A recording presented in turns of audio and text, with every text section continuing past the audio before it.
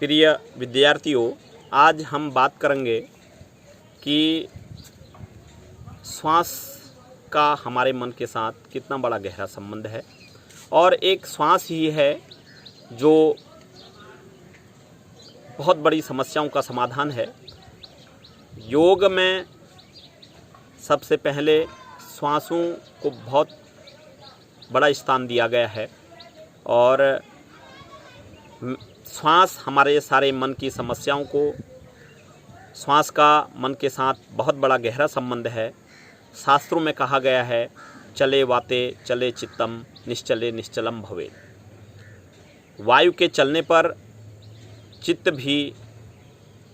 चंचल रहता है और वायु के स्थिर रहने पर चित्त भी स्थिर हो जाता है। इस प्रकार से हम देखते हैं कि प्राणों का या श्वासों का हमारे मन के साथ बहुत बड़ा गहरा संबंध है और मन के साथ गहरा संबंध होने से हमारे मन से जुड़े हुए जितने भी सभी प्रकार के पहलू हैं उनके साथ श्वासों का बहुत बड़ा संबंध है और श्वासों के माध्यम से ही हम मन को नियंत्रित कर सकते हैं, मन को स्थिर कर सकते हैं और मन में उठने वाली प्रत्येक समस्या, मानसिक रोगों का समाधान कर सकते हैं। मन, चित्त, जिस प्रकार से हमारा मन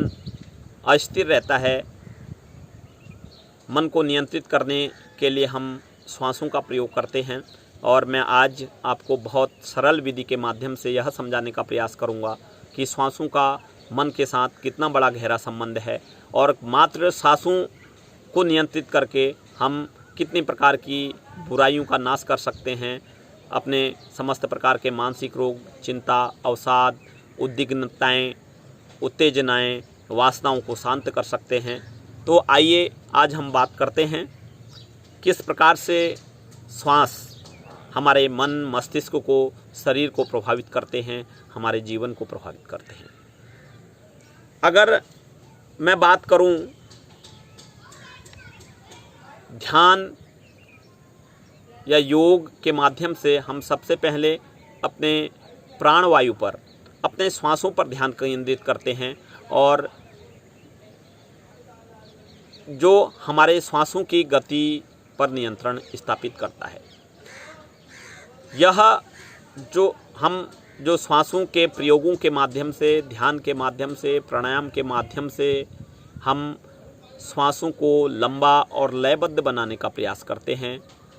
सामान्य रूप से मैं बात करूं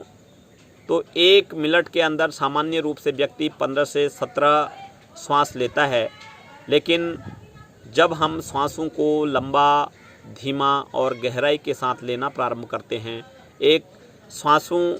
सही प्रकार से श्वास लेने की विधि का अवलोकन करते हैं, तो इस संख्या को हम 10 या इससे भी नीचे तक कर सकते हैं। श्वास जब हम लेते हैं तो निश्चित रूप से श्वास लेते समय हमारे तनुपुट, जिसको डायफ्राम कहते हैं, वह उसकी मांसपेशियां फूलती हैं। जिस प्रकार से गुब्बारे के भीतर हवा भरी जाती है और हवा भरते समय वो गुब्बारा फूलता है और छोड़ते समय वह गुब्बारा सिकुड़ता है, ठीक यह स्थिति हमारे भीतर भी होती है। श्वास लेते समय हमारे डायफ्राम की मांसपेशियां फूलती हैं और श्वास छोड़ते समय वह सिकुड़ती हैं। आपको मैंने कहा कि चले वाते चले चित्तम निश्चले निश्चलम भवेत्। जब हम श्वास को मंद, दीर्घ और सूक्ष्म करते हैं तो हमारा मन शांत होता है, हमारे भीतर के समस्त प्रकार के आवेश शांत होते हैं, हमारे सभी प्रकार के क्लेश शांत होते हैं, हमारी उत्तेजनाएं, हमारी वासनाएं शांत होती हैं। और जब इसके विपरीत जब हम श्वास छोटा करते हैं तब हमारी वासनाएं उभरने लग जाती हैं, हमारे अनेक प्रकार की उत्तेजनाएं, हमारे भीतर उठने वाली अनेक प्रकार की वासनाएं हमारे भीतर चित्त को अस्थिर करने का प्रयास करती हैं, हमारे भीतर उठने का प्रयास करती हैं। और ऐसी स्थिति में जब श्वास छोटा होता है तब अनेक प्रकार की वासनाएं, उत्तेजनाएं, चित्त की चंचल अवस्था होनी प्रारंभ होती है और धीरे धीरे मानव का जीवन काल भी छोटा होता जाता है। आपने देखा होगा कि कुत्ता 1 मिनट में 70, 72 या उसकी संख्या और अधिक होती है तो उसका जीवन काल बहुत छोटा होता है। इसके विपरीत यदि हम कछुए का देखें तो उसकी उम्र लगभग 300 से 350 वर्ष के लगभग मानी गई है और जब वह श्वास लेता है तो पता भी नहीं चलता कि वह श्वास ले रहा है। तो श्वास का हमारे जीवन काल के साथ, हमारे मन मस्तिष्क के साथ, हमारे मन से जुड़ी हुई विभिन्न प्रकार मन से जुड़े हुए सभी पक्षों के साथ, चाहे वह मानसिक रोग ही क्यों न हो, बहुत बड़ा गहरा संबंध है। जब हम श्वास को छोटा करते हैं तो हमारा जीवन काल भी छोटा होता है। हमारे भीतर विभिन्न प्रकार की वासनाएं भी उभरती हैं, हमारे भीतर विभिन्न प्रकार की उत्तेजनाएं भी उभरती हैं, हमारा मन अशांत होता है, हमारा चित्त चंचल हो जाता है। यदि इसके विपरीत यदि हम ध्यान की अनेक प्रकार की तकनीकों के माध्यम से, प्राणायाम की अनेक प्रकार की विधियों के माध्यम से, आसन प्राणायाम की अनेक प्रकार की विधियों के माध्यम से श्वास को गहरा, लंबा, धीमा करने का जब प्रयोग करते हैं तो अनेक प्रकार, चूँकि ये सब जो वासनाएं, उत्तेजनाएं और चित्त की चंचल अवस्था, इनका एकमात्र वाहन श्वास ही होता है और ये श्वास के आलंबन से ही हमारे भीतर प्रवेश करते हैं। यदि इस श्वास पर ही नियंत्रण स्थापित कर लिया जाए, इस श्वास को और गहरा लंबा कर लिया जाए तो हमारे ये समस्त प्रकार की इन उत्तेजनाओं को, इन वासनाओं को, चित्त की चंचल अवस्था को किसी भी प्रकार का आलंबन न मिल पाने की स्थिति में यह धीरे धीरे समाप्त होने लग जाते हैं। जब हम अपने भीतर गहरे, लंबे श्वासों को लेना प्रारंभ करते हैं, तब जब हम धीरे धीरे अपने श्वासों को गहराई के साथ लेते हैं, तब हमारे भीतर, हमारे शरीर, मन, मस्तिष्क में साधक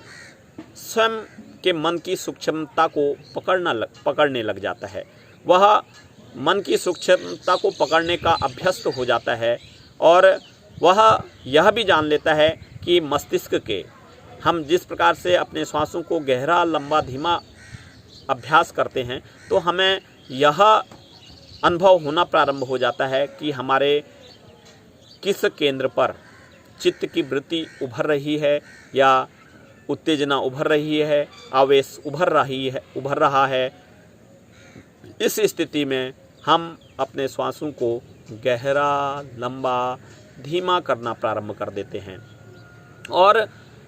इस प्रकार से हमारा चित्त शांत हो जाता है, हमारी वृत्तियाँ शांत हो जाती हैं और हमारा शरीर किसी भी प्रकार से उन उत्तेजनाओं का, उन आवेशों का, उन उद्विग्नताओं का, उस चित्त की चंचल अवस्था का शिकार नहीं होता और शरीर के स्वास्थ्य पर किसी भी प्रकार का प्रतिकूल प्रभाव नहीं पड़ता। अगर मैं कहूँ कि श्वास एक इतना बड़ा विज्ञान है, जब हम श्वासों को गहराई, लंबाई के साथ लेने लग जाते हैं तो हम श्वासों को जब देखना प्रारंभ करते हैं कि मैं किस प्रकार से गहरा, लंबा, धीमा श्वास ले रहा हूँ और पूरा श्वास छोड़ रहा हूँ, तब हम अपने मन को नियंत्रण में ले लेते हैं। अपने मन पर हमारा नियंत्रण स्थापित हो जाता है, हमारी चित्त की चंचल अवस्था शांत हो जाती है और तब हम वर्तमान में जीना प्रारंभ करते हैं। हमारे शरीर के समस्त प्रकार के राग, द्वेषों से हमारा शरीर मुक्त हो जाता है। जब हम श्वास को गहरा, लंबा करते हैं तो हमारा तनाव, हमारी चिंता, हमारा अवसाद सब हमारे शरीर से विसर्जित होते चले जाते हैं। मन एकाग्र होता चला जाता है और हमारे शरीर की जितनी भी प्रकार की चित्त की चंचल अवस्था है वह स्थिर हो जाती है, हमारे नियंत्रण में आती है और जिससे इन समस्त प्रकार की वासनाओं का नाश होने से, इन समस्त प्रकार की उत्तेजनाओं का नाश होने से, समस्त प्रकार की उद्विग्नताओं का नाश होने से हमारा मन शांत होता है, हमारे भीतर की कार्य क्षमता में बढ़ोतरी होती है और कार्य क्षमता में बढ़ोतरी होने से हम किसी भी कार्य में हाथ डालते हैं वह निश्चित रूप से सफलता की तरफ बढ़ता है। अब मैं छोटे से प्रयोग के माध्यम से श्वासों का हमारे जीवन के साथ कितना बड़ा गहरा हमारे मन मस्तिष्क हमारे शरीर पर हमारे चित्त पर इसका गहरा प्रभाव पड़ता है और अन्य लाभ तो श्वासों के मिलते ही हैं। हम जितना गहरा लंबा श्वास लेते हैं उतना ज़्यादा ऑक्सीजन हमारे शरीर के भीतर प्रवेश करता है। हम जितना गहरा पूरा श्वास छोड़ते हैं हमारे शरीर का कार्बन डाइऑक्साइड बाहर निकलता है और हम जानते हैं कि श्वास हमारे जीवन के लिए कितना महत्वपूर्ण है। हम ऑक्सीजन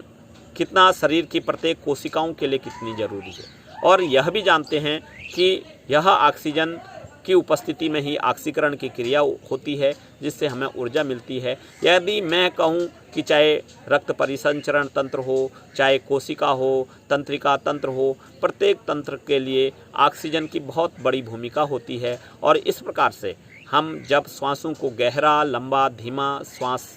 करते हैं तो हमारे भीतर अधिक से अधिक ऑक्सीजन भी प्रवेश करती है, हमारा मन शांत भी होता है। चाहे मानसिक रोग हो, चाहे शारीरिक रोग हो और चाहे आध्यात्मिक रूप से हो, तो श्वास हमारे जीवन पर बहुत गहरा प्रभाव डालते हैं। और मैं एक छोटे से प्रयोग के माध्यम से, आपने गुब्बारा देखा होगा और जब हम गुब्बारे को फुलाते हैं, गुब्बारे में हवा डालते हैं तो वह गुब्बारा फूलता है और जब उस गुब्बारे से हवा निकल जाती है तो वह गुब्बारा सिकुड़ने लग जाता है। ठीक इसी प्रकार से जब हम श्वास लेते हैं तो श्वास गहरा लेना चाहिए, बहुत लंबा श्वास लेना चाहिए, बहुत धीमा श्वास लेना चाहिए और इसी प्रकार से पूरा श्वास छोड़ना चाहिए। जिस प्रकार से हम श्वास लेते हैं, श्वास लेने से हमारा पेट की मांसपेशियां फूलती हैं और श्वास छोड़ने से हमारे पेट की मांसपेशियां सिकुड़ती हैं।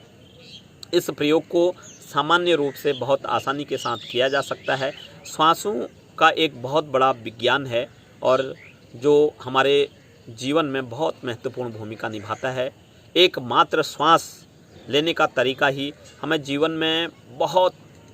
आगे तक, चाहे वो शारीरिक रूप से हो, चाहे मानसिक रूप से हो, चाहे आध्यात्मिक रूप से हो, हमें आगे पहुंचाने का काम करता है। तो आइए हम अभ्यास करते हैं कि श्वासों को गहरा लंबा धीमा किस प्रकार से किया जाना चाहिए और इस पर आपको सुबह और शाम कम से कम 5 मिनट सुबह प्रातःकाल में और 5 मिनट सायंकाल में इसका अभ्यास करना चाहिए। हम इस अभ्यास को बैठकर भी कर सकते हैं और पीठ के बल लेटकर भी इस अभ्यास को किया जा सकता है। हम केवल आँखें कोमलता के साथ बंद करेंगे और अपने दोनों हाथों को नाभि के ऊपर रख लेंगे, एक के ऊपर एक हाथ, और पूरा गहरा लंबा धीमा श्वास लेंगे और पूरा श्वास छोड़ेंगे। श्वास लेते समय अपने पेट के फुलाव को अनुभव करेंगे और छोड़ते समय पेट के सिकुड़ती हुई मांसपेशियों का अनुभव करेंगे। इस प्रकार से हम अपने श्वासों की गति को मंद करते हुए, जिस प्रकार से मैंने आपको बताया था कि व्यक्ति प्रति मिनट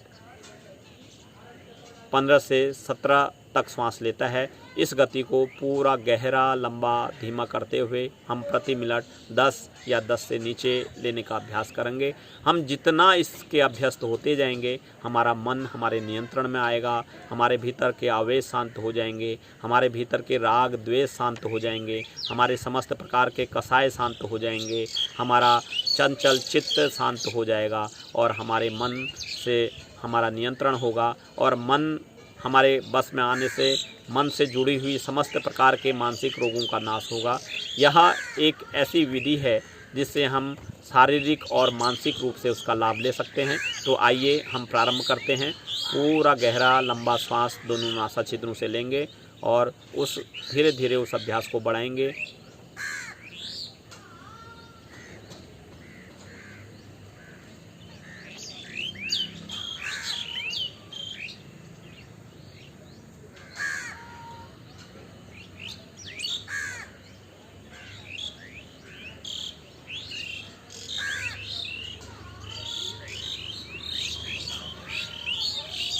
इस प्रकार से हम पूरा गहरा लंबा धीमा श्वास लेंगे। दोनों हाथ नाभि के ऊपर रखेंगे पूरा गहरा लंबा धीमा सांस लेंगे और उस गति को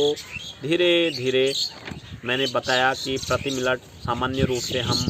15 से 17 बार तक सांस लेते हैं। इस गति को हम धीरे धीरे जितना लंबा करते जाएंगे, जितना गहरा करते जाएंगे, जितना धीमे रूप से सांस लेंगे, उतना ही इसकी गति कम होती जाएगी और एक स्थिति में जितना भी हम इसका सुबह शाम अभ्यास करेंगे तो हमारा मन हमारे नियंत्रण में होगा। जितने भी प्रकार के लाभ मैंने आपको बताए वह सब लाभ हमको मिलेंगे। तो मुझे यह विश्वास है कि आप मेरे YouTube चैनल्स को ज़रूर सब्सक्राइब करेंगे और